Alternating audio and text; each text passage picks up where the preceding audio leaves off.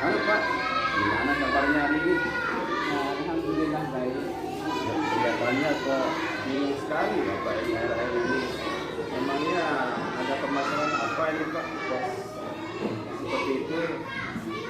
Sebenarnya tidak ada masalah terlalu besar, macam kendala di dalam kelas saja. Oh iya, iya. Karena sama anak, ya kita sebenarnya maklumnya lah anak ada yang biasa seperti ini.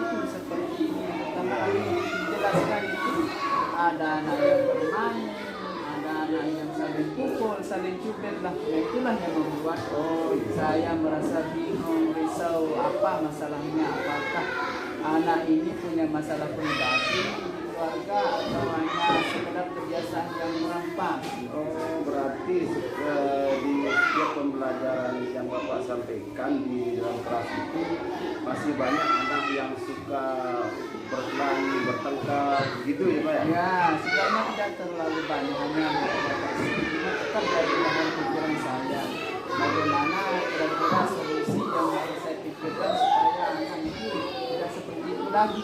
Kebiasaan yang tidak baik lah seperti itu. Oh begitu ya Pak. Memang cara mengajar Bapak itu seperti apa di kelas Pak? Nah, selama ini sih biasa saja. Iya. Kita mengajar dalam kelas itu kan sebenarnya harus ada perangkat seperti RDP, apa namanya itu. Nah, kita memiliki slide dengan RDP, bahkan sudah saya persiapkan dan metode ini, metode itu.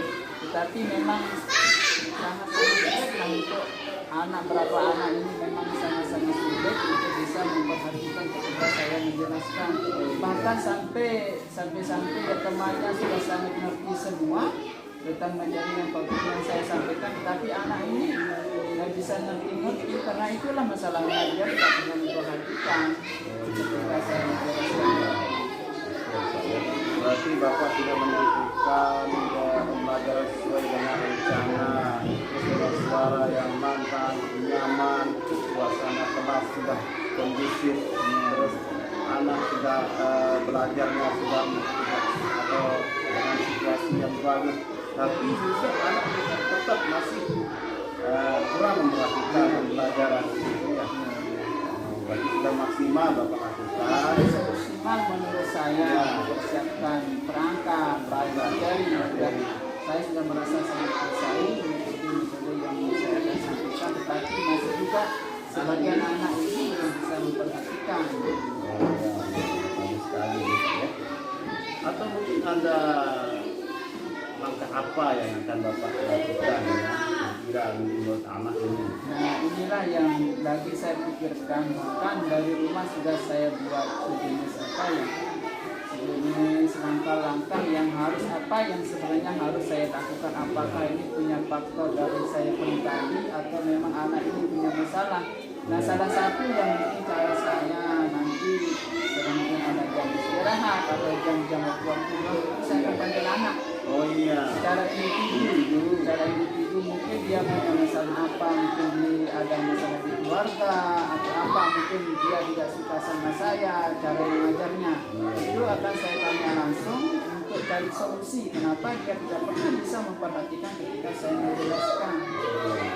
Seperti itu. Berarti Bapak akan coba mengesahkan anak secara individu gitu ya. Dan itu akan dilakukan nanti di jam keluar main atau jam istirahat, juga akan menanyakan anak ini satu persatu misalnya apa sih kendalanya sehingga kami belajar di dalam kelas dan tidak memperhatikan dirinya gitu.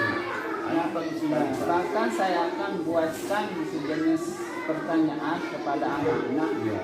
Siapa yang suka kepada saya dan berapa mungkin anak-anak yang tidak suka cara belajar itu. Nah, kalau sudah itu saya lakukan, tapi belum juga bisa fokus ketika saya menjelaskan, yang mungkin saya akan turun langsung ke orang tuanya, mungkin kalau dia sudah kasih tahu atau dia malu kasih tahu apa masalah sebenarnya. Nah, seperti itulah mungkin saya bisa merubah karakter atau kebiasaan yang kurang baik menurut saya ini kepada anak. Berarti Bapak akan mencoba, akan merencanakan seperti yang tadi, akan turun langsung mungkin pada keluarganya dan memberitahu latar belakang seperti apa ini, sehingga belajarnya seperti itu ya. Bagus sekali Bapak ya.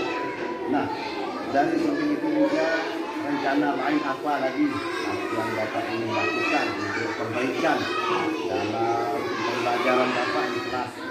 Nah, kalau masalah di kelas yang masih kurang menurut saya pribadi, ini kesalahan yang kurang sama saya, ya tentang mungkin saya akan belajar atau mengajar pakai video. Oh, video. Langsung, ya. Seperti ada Ya. visual, Ya, Bapak ya, visual. ada auditori, Nah. dan ada kinestetik Ya, Pak. ya. Kan di sana kan kita akan tampilkan masalah mungkin masalah materi tentang pernikahan, video persiapan, nah, kita akan tampilkan langsung. Iya. Mungkin dia suka menonton kayak apa, mungkin dengan itu dia akan bisa fokus ketika saya akan menjelaskan. Nah, ini bagus sekali. Nah, bahkan saya akan carikan alat peraga lain juga. Mungkin ada gambar-gambar, mungkin bisa tentang nabi, siapa itu kita akan carikan. Supaya pokoknya bagaimana caranya supaya anak ini bisa fokus lah, bisa memperhatikan ketika saya menjelaskan. Jadi, kita akan mencoba memetakan anak ya, Iya.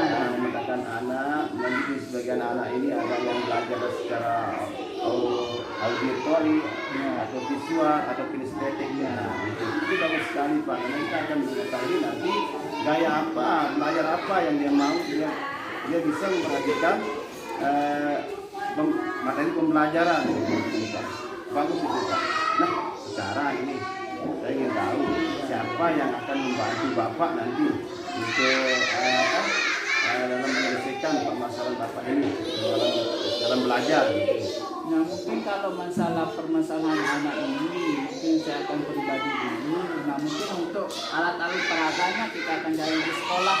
Oh iya. Kan mungkin masalah video ya kita akan mungkin bantuan operatornya. Oh, operatornya di sini kan ada namanya Pak Sofian. Mungkin akan kita hanya minta bantuan untuk mempersiapkan apa yang kurang bisa kita lakukan supaya apa namanya langkah mengajar untuk menggunakan video ini bisa berjalan dengan normal supaya apa yang kita harapkan supaya anak ini bisa benar-benar fokus, bisa paham apa yang Pak Guru akan sampaikan ajarkan di semua.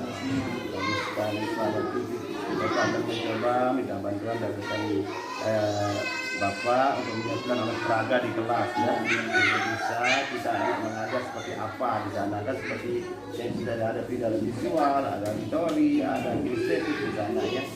Nah, ini sudah jelas sekali Bapak sudah menentukan dan juga sudah tahu seperti apa yang kita akan lakukan nanti di kelas supaya anak itu bisa memperhatikan dari kita dalam mengajarnya.